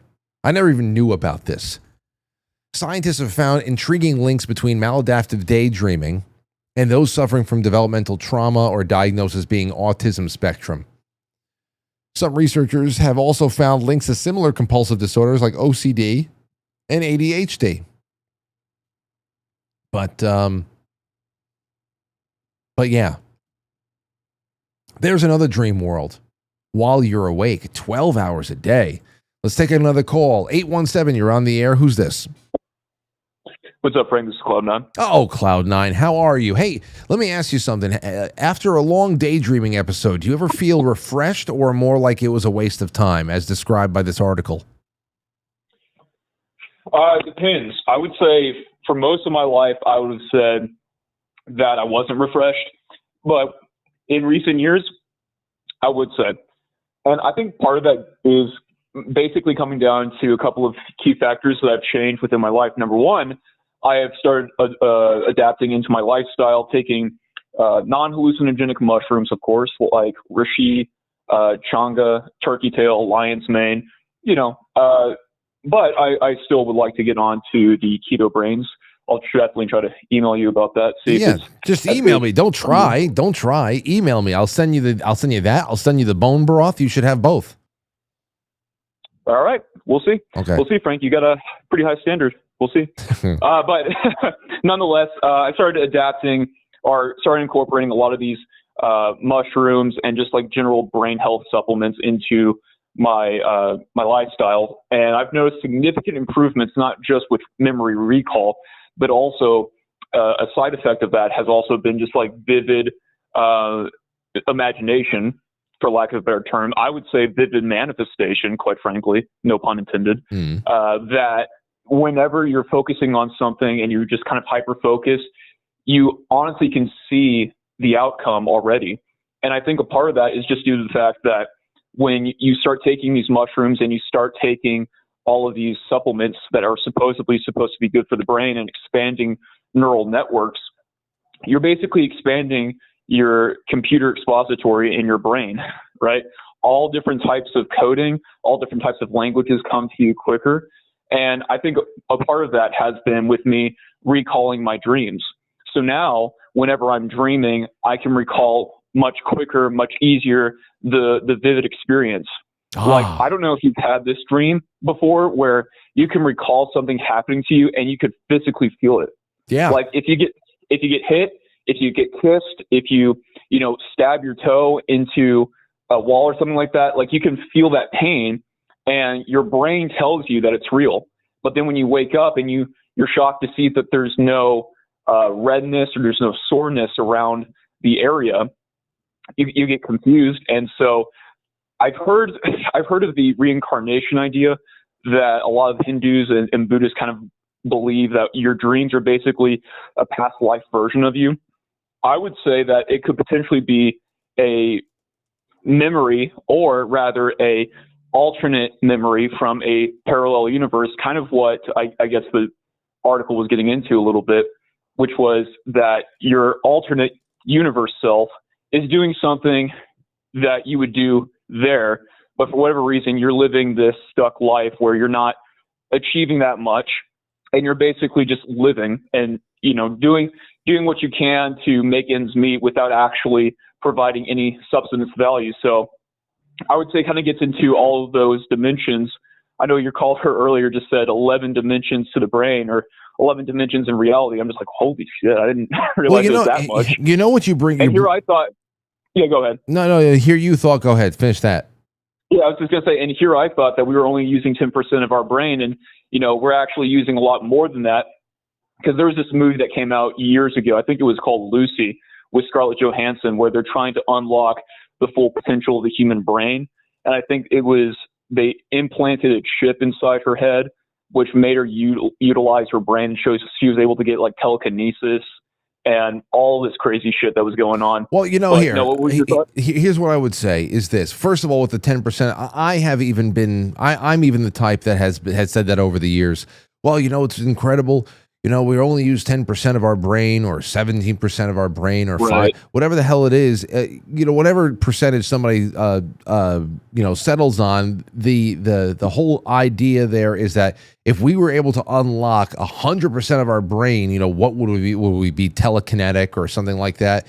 But the real thing that I think most people forget is, despite, you know, how much activity can be logged of happening, what kind of like electrical impulses are being logged in certain regions of the brain, the one thing that everybody usually forgets is that there's a difference between the brain, the physical organ of the brain, and the mind being the abstract result of the brain's activity that represents, you know, experience and awareness, personality, consciousness, conscious experience, all that stuff. And maybe a huge part of intuition, and also the ability to broadcast and receive things in ways that the brain is only really being able to monitor your nervous system and your body's function. It's an actual, you know, it's a central processing unit of your physical body. But you know, that the difference, that very distinct difference between the brain and the mind may be that's what we need to be talking about a little bit more outside of all this. Now, well, Frank, that's exactly why people describe themselves as sleepwalking through life, because there's this disconnection between the mind, the body, and the soul, right? So someone who is just sleepwalking through life doesn't really get to experience a joyful life, right? They kind of myopically go from one thing to the next with really no end in sight. It's kind of like having a sailboat without any of the captains or the wind to guide you there. So you're just aimlessly in the sea. And one of the things that I've had to reflect upon my own experience in my own life is that I was always constantly searching for approval, but oftentimes what I end up being was my own worst enemy, because I wasn't consciously aware of my own surroundings. I would put myself in places where I didn't need to be, and they weren't adding any type of value. So once you have that recognition, and you can like go, okay, so if I go to this place, it's going to put me in this state of mind. Rather, I'm going to go over here with these people, and I'm basically going to start getting that, what you talked about, having an antenna and a receiver, where it's a higher energy, higher frequency, ideas come quicker to you. I think a lot of that is spiritual. And I don't think that in large part I don't think it's not due to the fact that you haven't been taking, you know, supplements for the brain, but I also do think that there is some awareness that goes on once you start to understand, okay, there's more to this than just the supplements. You have to actually have habits. And so, of course, now that you create those habits, I think it becomes a function as a part of your daily routine. Yeah. But like I said earlier, Most people, they don't have habits that build them that build themselves up. And so basically, you just start to sleepwalk. You wait for someone to tell you what to do. You become a people pleaser, and you're not self-aware. Well, I appreciate the insight as always, Cloud9. It's great to hear from you again. Yeah, as always, Frank. All my love. All right, and send me that email. I'll get you some keto brains right off the. I mean, hey, listen, you already take the lion's mane. They get the alpha GPC and the L-theanine in there as well, and I'm telling you, you're just going to love it, and it's absolutely delicious. I had a couple of people come up to me, at the one person in particular who came up to me at the spring fling, said, "You know what, Frank? I gotta tell you, I tried the keto brains in my coffee, and I stuck with it for a couple of months, and it just wasn't for me. But then I started putting it in my protein shake, and it is absolutely incredible." I said, "Listen, this is what I've been saying.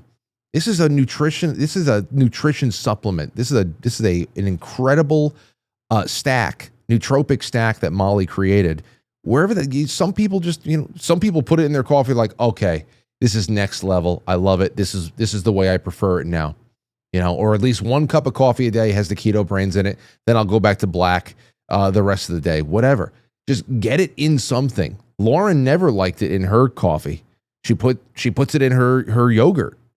So it's just about how do you nurture the body and how do you nurture the mind? Because the brain is part of the body, the mind. Prayer has been a big part of it for me. Just personally, religion has been a big part of it for me, but reading, thank God for the book club. If you guys are, get ready. We're reading Huckleberry Finn in July for a book club over here. So all you book clubbers, get ready. Reading is huge. As much reading as you can, holding a book, reading is huge. Writing is huge. If you want to sit there and just type things out and just spill your mind, you're still articulating, you're still putting things together, you're still actually, you're doing something there. But if you can actually put pen to paper, reading, writing, prayer, meditation, whatever you got, I mean, there's a lot there to putting all that together and actually bringing mental and spiritual conditioning in with the physical. And also with the physical, it's not just nutrition. It's you got to train. You have to move. Even if you're not feeling good, you need to move. You got to get outside and go for walks. You got to stretch a little. You got to build up your strength. You got to do it. You have to. You rest, you sleep when you're dead. But for now, you got to train. So there's that. And then what happens? Oh man, I can just see it. What it usually comes down to is how many people have come on this show to say, well, listen, going to sleep is not just checking out from the real world and having your body recharge for the next day. It's a part of it, but it also could be a place where you dip into for restoration on a number of levels, to have a little vacation with your dreams and your imagination, to keep that alive, but to also bring ideas back, to solve problems where there is so much more abundance in that dream world, especially abundance of ideas.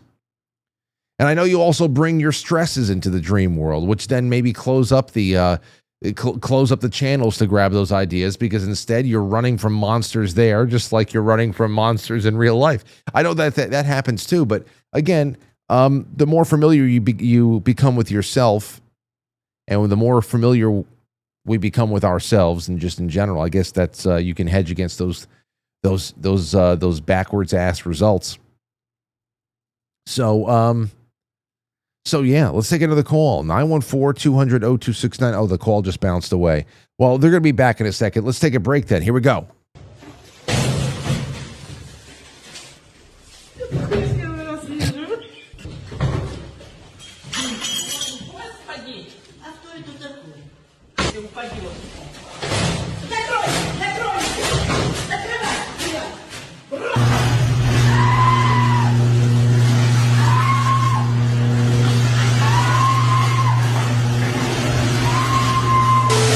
Jump down, and then say some fucking gay shit. gay.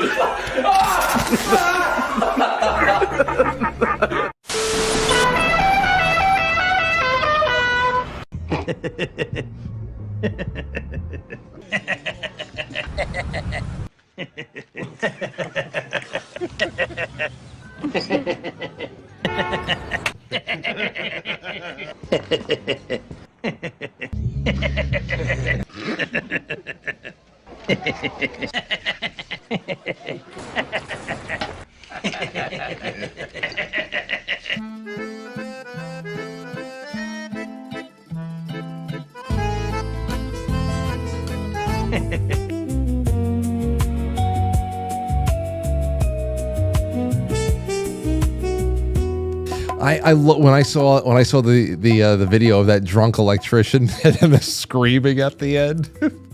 I don't even know that. I just started thinking of Marv from Home Alone 2 when he gets shocked and he gets turned into a skeleton. His hair is all puffed up.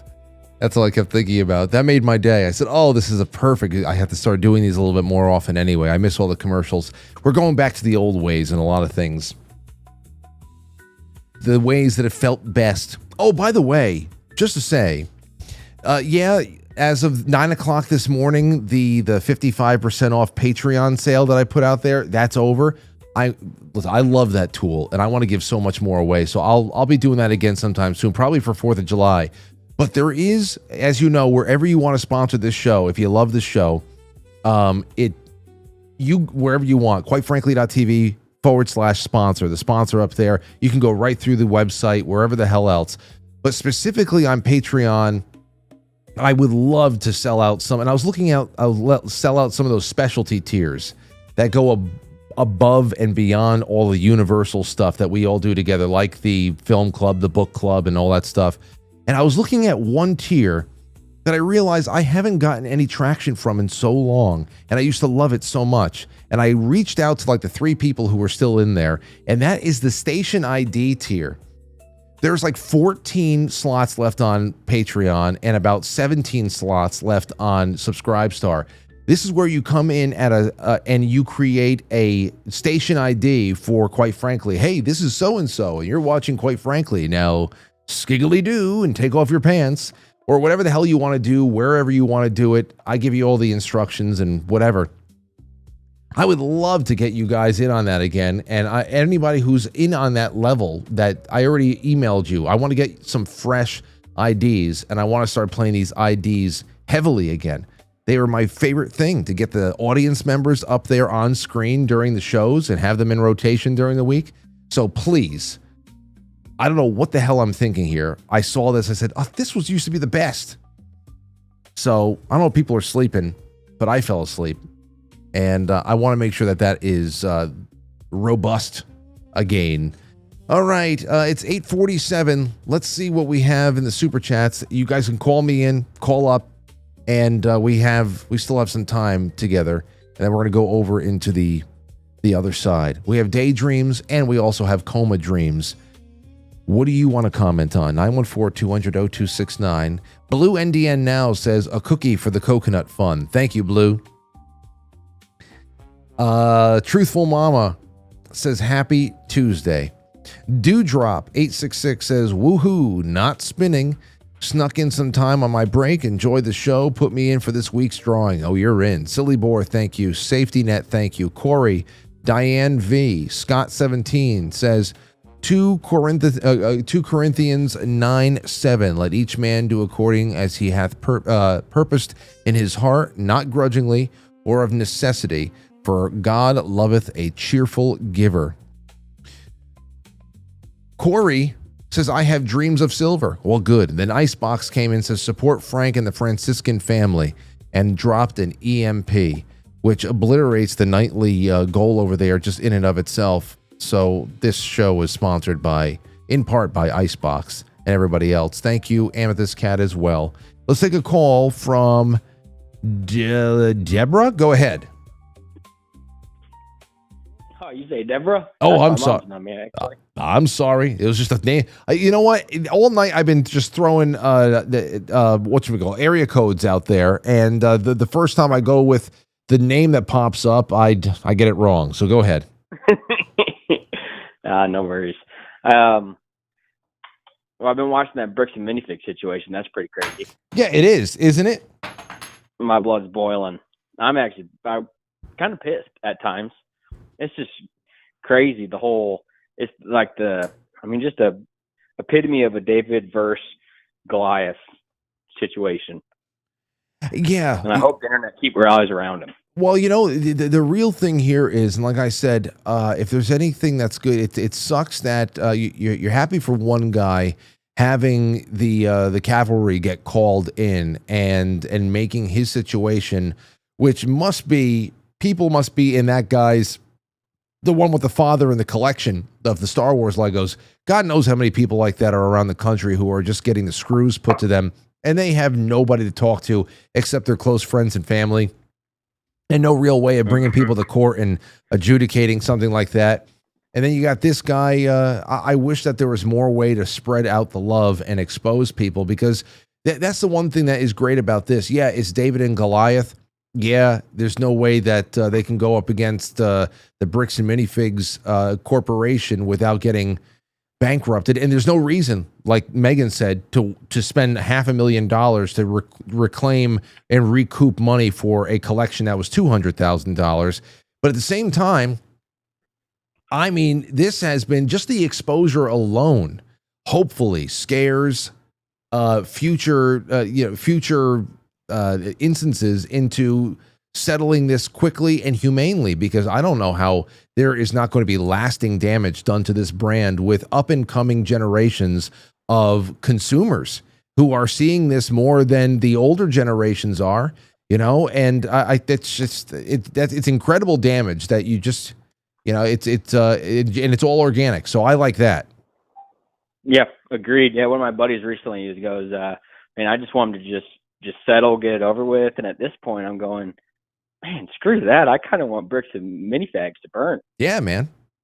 The hell with it. So that's nuts. Agreed. I mean, right up front. I mean, you have the fact that those are all decisions coming from up on high. It's one thing if you are a franchise and you're looking down and you're assessing the financial viability of one of your locations, and it is just a money pit and there's nothing really going on over there, and you want to take it over or close it down, and you want to take whatever is on the shelves and sell it off in another location as a bid to recoup your losses through like cross collateralization or something like that. Almost like when a record label will sign a band, they'll say, okay, well, here's your advance. We're going to produce your record. And it's one of those things that you don't want to see in a contract, cross collateralization, because that means they can pull from your merch sales and anything else to recoup what they put into you. But whatever. The fact is, have to repay this, like, say the lady had like semi bought the inventory, they had to pay her back. It was literally free. It was sitting there. You just had to let him get them. That is the craziest part. Like, just the audacity and the whole, I mean, like this whole war against the boomers, of people waking up, they're just like the one generation in history to almost purposely, it seems, leave the next generation in the dust and laugh at us. And this is also, to me, kind of like epitome of like, if you could paint a picture of how a lot of young people feel about the boomers, it is this Bricks and Minifig situation. But everybody I've been seeing in this, I mean, listen, we always do generational shit talking over here from time to time, and everybody gets it evenly on this show, no doubt about it. But I haven't seen. Everybody can get it. Everybody can get it, no doubt. But I haven't seen it. I mean, I haven't seen any boomers. I've seen everybody I've seen in the stores or has been profiled from that corporate hierarchy they look to be Gen X to me, Gen X to older millennial. Yeah, it's crazy. I don't know. I don't see. I see boomers getting ripped off. I mean, yeah. So I mean, there's boomer, or maybe what is the one before boomer? Is that the silent generation? Yeah, before the boomers is silent. No, silent generation was that was the wasn't that the 20s. The silent generation give birth to the greatest generation, I think. Anyway, your opinion, I hear you out there, and yeah, that's one hell of a story. I'm glad that we're keeping up with it. Thank you for the call, sir. Yep, and thank you for just being a reprieve away from this crazy world. Watch you every day after work in the gym, and after an hour of Frank and an hour in the gym, I feel great every night. And you got just a lot of cool people on here, and it's nice to step away from just like real life psychosis. So appreciate you for that. I'm glad that you're having a good time, and we're going to keep on keeping on. So just keep sharing it with people. You know who we have coming on tomorrow, I'm pretty sure of, is, where do I have it? Where do I have it? Give me a second. I think you guys are going to like this before we wrap up. I think you're going to like it. It's a good one. Hold on. Tonight's show.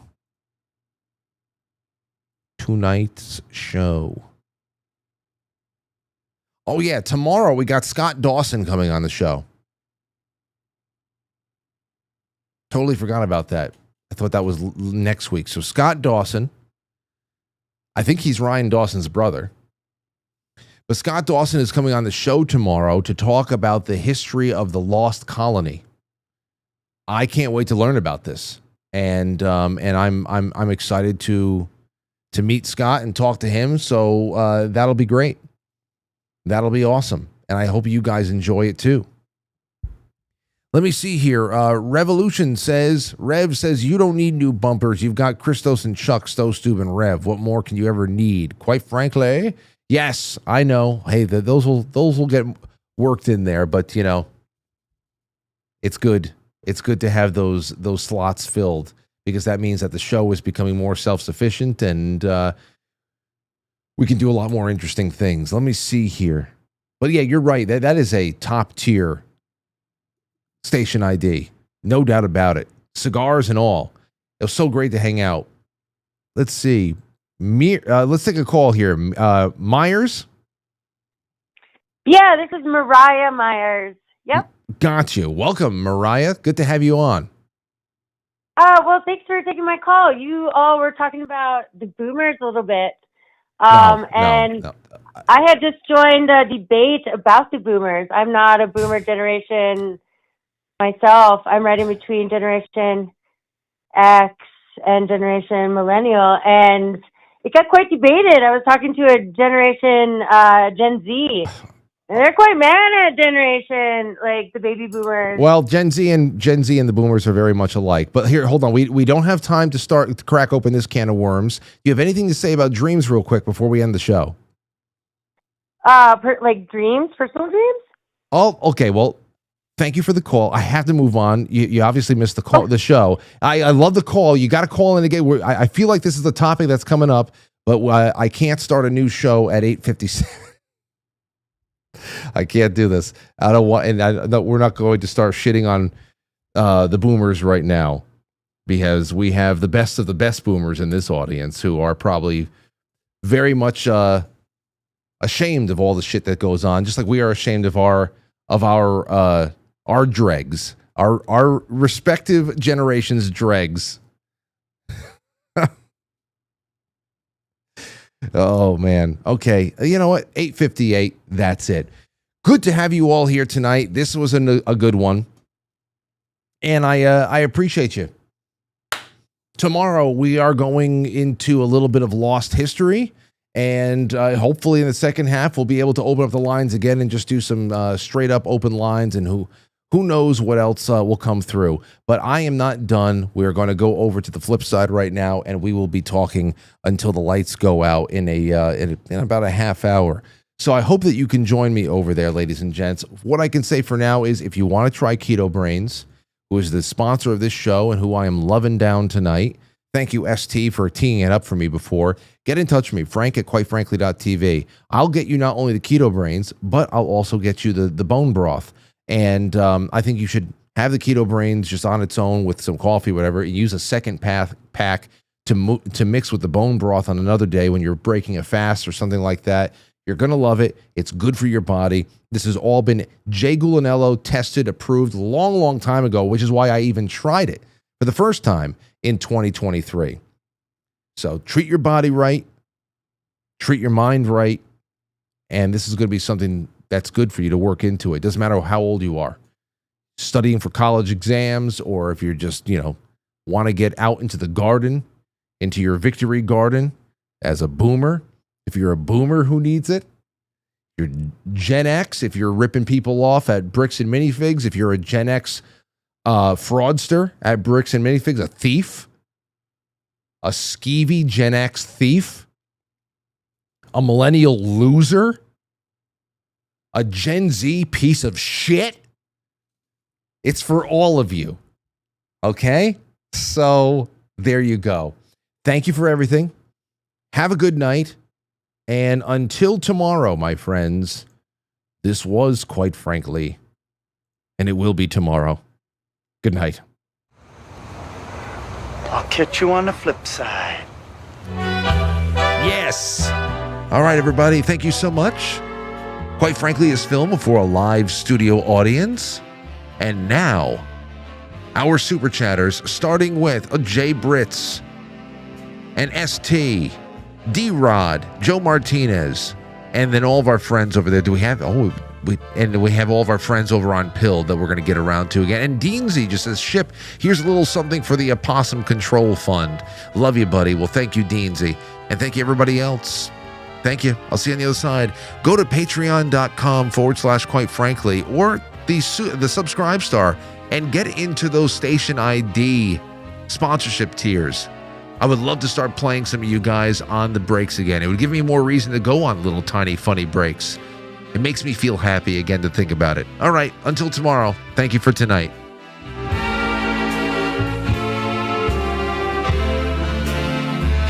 It makes me feel happy again.